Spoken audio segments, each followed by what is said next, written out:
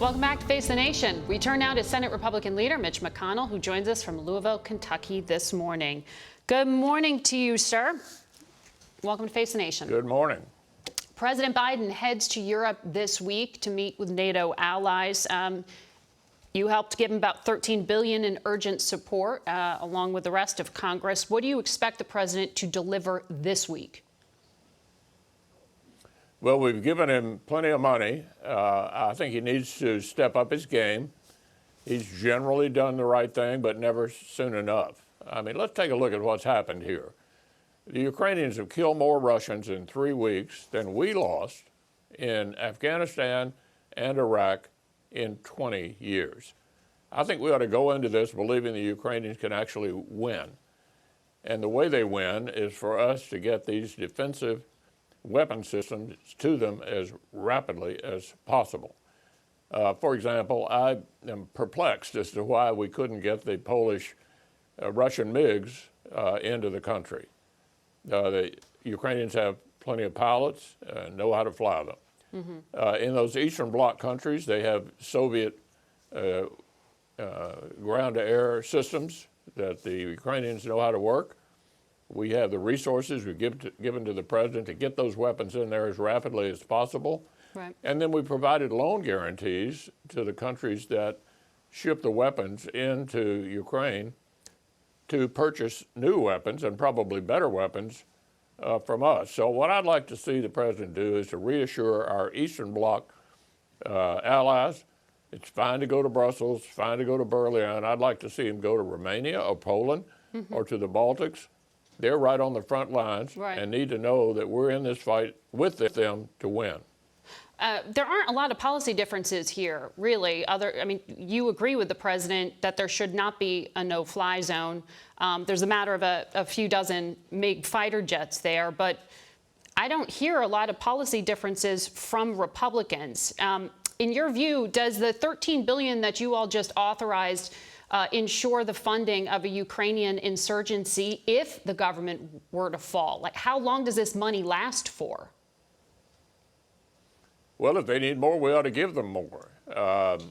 Look, this is a way to have a no-fly zone in effect, to have these weapon systems, ground-to-air weapon systems, give them a fighting chance to control the air, to shoot down planes and others that are seeking to control the air without the U.S. having a no-fly zone that has our own pilots in there. So I think the weapon systems are available. Look, I think we need to change our attitude here. The Ukrainians can actually win this thing, and that's the attitude we ought to have, that we're in it to help them win. You are very clear in your language there, but others in your party have not been. Congresswoman Liz Cheney has said there's actually a Putin wing of the Republican Party these days. I think she's referring to Congressman Cawthorn, who called Zelensky a thug. Marjorie Taylor Greene said the U.S. should not fund a war the Ukrainians cannot possibly win. Is there any room in the Republican Party for this rhetoric, and why isn't there more discipline? Well, there's some lonely voices out there that are in a different place. But looking at Senate Republicans, I can tell you that I would have, had I been the majority leader, put this Ukraine supplemental up by itself. I think virtually every one of my members would have voted for it. The vast majority of the Republican Party writ large, both in the Congress and across the country, are totally behind the Ukrainians and urging the president to take these steps quicker, to be bolder. So there may be a few lonely voices off the side. I wouldn't pay much attention to them. I want to ask you about what is about to get underway this week. You've said President Biden's nominee to the Supreme Court, Judge Brown Jackson, is very intelligent, clearly qualified, and highly likely to be confirmed. You personally have voted against her before. Are you inclined to vote for her this time? You know, we had a very good conversation in my office, and I asked her, you know, typically these Supreme Court nominees of both parties have never answered any of the questions. What they typically say is that's something that might come before me, and I don't want to prejudge how I might actually vote. But I asked her to defend the court, Ruth Bader Ginsburg, and Justice Breyer both publicly opposed court packing. That is, trying to increase the number of court members in order to get an outcome you like. That would have been an easy thing for her to do to defend the integrity of the court. She wouldn't do that. Yeah. So in the meantime, the committee will ask her all the tough questions. I haven't made a final decision as to how I'm going to vote. You haven't made a final decision, but you're open to be persuaded? I mean, this is a historic nominee. I'm going to listen to the evidence. I'm going to listen to the hearings. And by the way, she'll be treated much better than Democrats have typically treated Republican nominees like Clarence Thomas and Brett Kavanaugh. It'll be a respectful, deep dive into her record, which I think is entirely appropriate for a lifetime appointment. So you are open to voting for her then? Okay. We'll see. I'm willing to listen to the testimony. That's why we have hearings. Okay. I want to ask you as well about COVID aid. Dr. Fauci on another network this morning said Congress needs to authorize spending to continue to build up our supply of antivirals, of tests, and give the ability to provide booster shots. Republicans haven't been on board with this idea of more COVID aid. Dr. Fauci says we need it. Are you afraid of an empty arsenal? Well, last year, the Congress passed a $2 trillion package, allegedly, for COVID, and passed on an entirely partisan basis. Much of that money is yet to be spent. We're willing to listen to the case that we need to spend more money on COVID, but they ought to reprogram some of this massive amount that was spent. Biden heads to Europe this week to meet with NATO allies. You helped give him about $13 billion in urgent support, along with the rest of Congress. What do you expect the president to deliver this week? Well, we've given him plenty of money. I think he needs to step up his game. He's generally done the right thing, but never soon enough. I mean, let's take a look at what's happened here. The Ukrainians have killed more Russians in 3 weeks than we lost in Afghanistan and Iraq in 20 years. I think we ought to go into this believing the Ukrainians can actually win. And the way they win is for us to get these defensive weapon systems to them as rapidly as possible. For example, I am perplexed as to why we couldn't get the Polish Russian MiGs into the country. The Ukrainians have plenty of pilots, know how to fly. Is an epitome of war crime. I mean, encircled city without food, without anything for 13 days, 14 nowadays, putting a resistance, and instead of simply opening a humanitarian corridors as we agreed and letting people out and letting supplies in, Russians are just trying to take the city down. So, and people in the city continues to fight. So all our heart goes to them, and we're trying to do everything possible on diplomatic front and elsewhere to help the people of Mariupol. Does the government have any idea exactly where these people are being moved? I mean, the reference to camps was compared to World War II when Nazis forcibly moved people into other countries. Well, we saw it in, again, I don't want to say any information that we don't have the exact proof. I mean, we hear all the reports and have it, but we saw it also in the cities, smaller cities that were taken or occupied by Russians, where they would let people outside of the prison. They would try to either catch our mayors and imprison them, catch the activists and imprison them. So that's an MO of these war criminals. And we see the protest in all the cities, you know, even in the cities like on a daily basis today in Kherson and others, people are coming out with protest against Russians, not only the armed forces, not only the police, but ordinary people. Everyone wants them to go home. This week, your president made an emotional speech to Congress. Congress authorized $13 billion in emergency support to Ukraine. But one of the things your president said was a personal appeal to President Biden to be leader of the nation, of this great nation, but also to be leader of the world. President Biden goes to NATO this week. How do you want him to lead the world? What is the U.S. not doing still? Well, we've seen exceptional leadership from the U.S. during the past 3 weeks. and deterring Putin before the war, trying and helping us a lot during the first weeks of this war. Now we all have to understand that even though we all are united in this effort in helping Ukraine, Putin is not changing his behavior. It's quite different. He's actually turning to terror and doing what the war criminals do, not what the armed forces are doing. So it's a clear message to all the civilized world that we have to step up too. Ukrainians will not give up. We will continue defending our homes. We don't have any other choice. And I think it's time that every passing day is a chance to stop this war.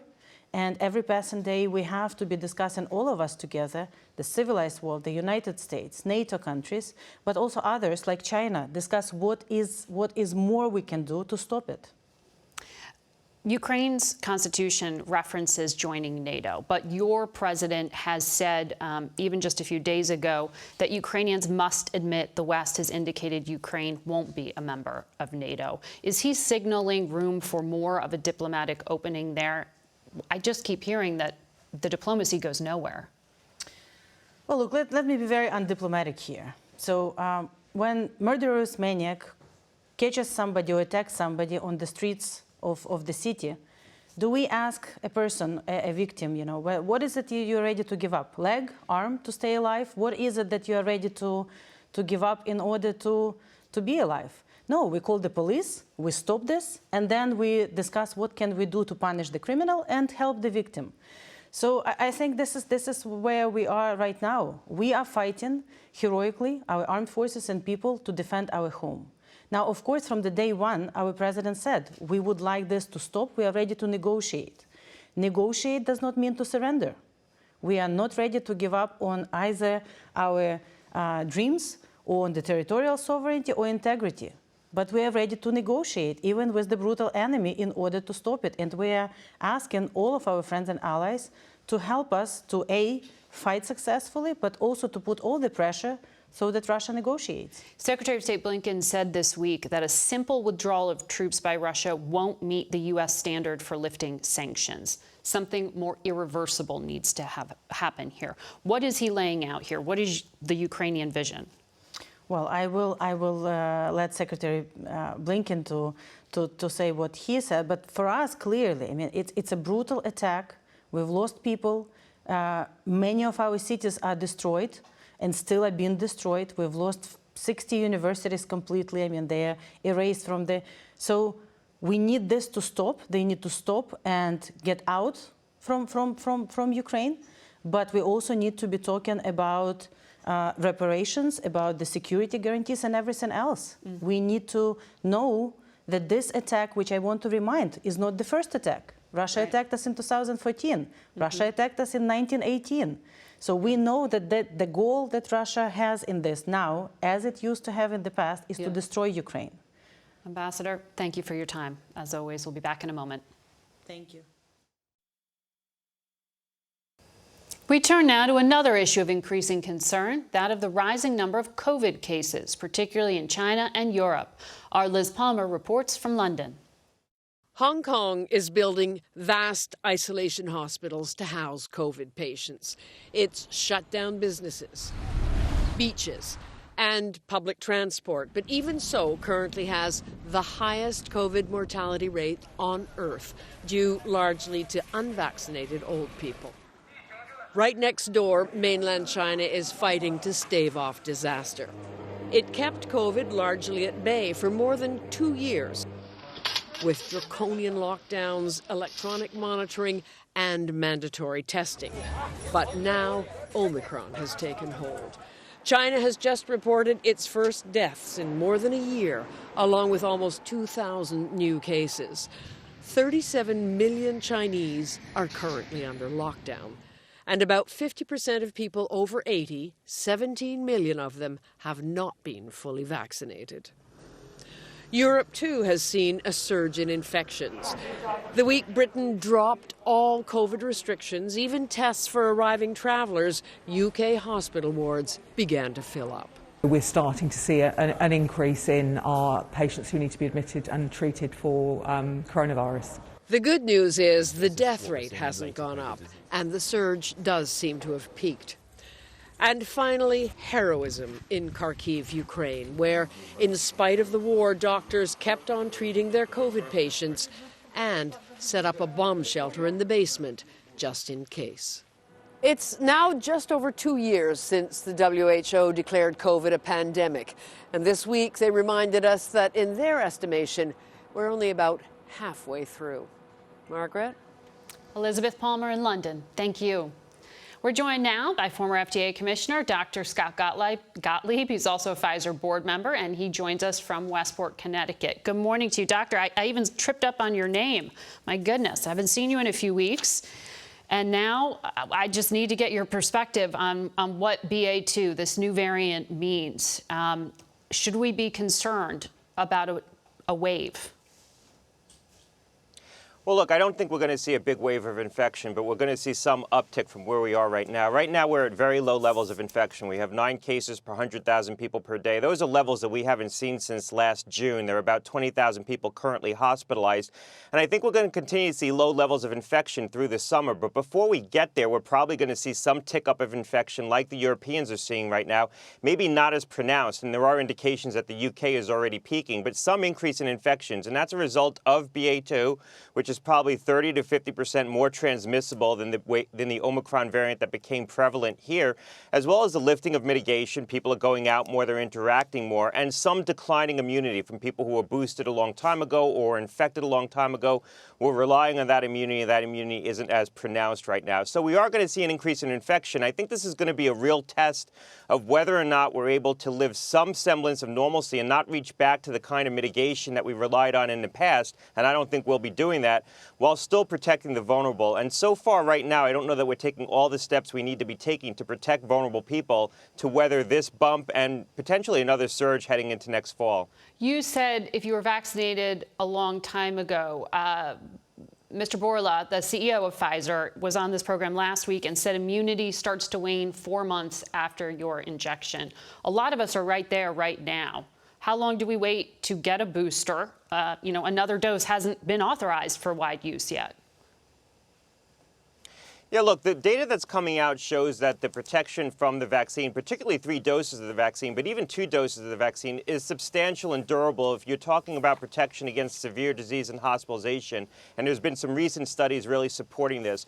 But in terms of protection from symptomatic disease and from infection, that does start to wane more immediately because that's dependent upon circulating antibodies, which after a period of time start to decline and aren't as prominent in your blood. I think this is really a 6-month vaccine in terms of providing really meaningful protection against symptomatic disease and infection. And this is likely to become an annualized vaccine for the majority of Americans. I think for those who are vulnerable, you should think about getting a shot every 6 months while we're in a high prevalent environment. And in fact, the shots are authorized for that use. For people who are immunocompromised, there is authorization right now for a 4th booster. Pfizer has applied for a booster for people 65 and over, Moderna more widely. So do generally healthy adults need to get this too, or just the immunocompromised? Yeah, I think it also depends on what the environment is. If we're in a low prevalent environment, as we're likely to be this summer, I think most Americans who had 3 doses of vaccine will have sufficient protection going through the summer. We don't, after all, get a flu vaccine in the summertime, even though the flu vaccine only affords about 6 months of protection because the flu season only lasts about 6 months through the fall and the winter. So you don't worry about contracting a respiratory pathogen in the summertime. And I think the risk is going to be pretty low this summer. I think after we have this bump in infection, we're going to get down to low levels. Heading into the fall, I suspect a lot of Americans will want to get another vaccine. Some people are going to call it a 4th booster. I think it's heading towards this vaccine becoming an annualized vaccine, at least for the foreseeable future, until we really understand the epidemiology of this disease and understand whether this coronavirus starts to recede into the background like the 4 circulating strains of coronavirus that we've become accustomed to have. But, I mean, you've talked about this for so long, the risk of becoming this bifurcated society where it's those who can go out and those who are compromised or worried about infecting family members. I have small children under 5 who are not vaccinated, so I would put myself in that category. But now there's a cost because all the health restrictions are out. So you are choosing to isolate yourself if you are taking health restrictions. What is a health Like the average person, what should they do? Should they still be wearing masks? Look, I think if you're vulnerable, if you're someone who's very vulnerable to this infection, in a high prevalence environment, or in an environment, if you're going into a setting that's high risk, a confined space indoors, there are things you can do to protect yourself in that setting. One-way masking does work, even if everyone else isn't wearing a mask. If you're wearing a high-quality mask, you're going to get a good degree of protection from that. And a lot of people continue to wear masks. There's also a lot of therapeutics available now, more than we had, better tools than we had earlier in this pandemic. I think understanding how you can get access to those is important. Dr. Gottlieb, thank you for your time today. We'll be right back. Images from the war in Ukraine continue to dominate hearts and minds around the world. One that's gotten increasingly familiar is that of the defiant and besieged president of Ukraine, Volodymyr Zelensky, encouraging Ukrainians, lobbying for help, and pleading with Putin to stop. Last week, Zelensky took his message to Canada, to the U.S. Congress, and plans to address the people of Israel today. Saturday, he spoke to Switzerland, a country that stayed neutral in World War II, but was one of the first to condemn the Russian invasion and express support for Ukraine. Translated in English, he said, "It is impossible to stay away from the fact that in the 21st century, in the heart of Europe, hundreds of rockets and bombs are flying at peaceful cities. It is impossible to stay away when the army of the world's largest state, albeit only in size, directs all its deadly potential to destroy us, to destroy hospitals, ordinary schools, churches, universities, maternity hospitals, residential areas. It is impossible to be indifferent when children are killed." The role of a journalist is to find facts and report the truth, and above all, stay fair and neutral. But much like Switzerland, we find ourselves agreeing with Volodymyr Zelensky that some facts are so horrific that equivalency is both false and morally wrong. Above all else, it is most important to be truthful. For Face the Nation, I'm Margaret Brennan in Washington.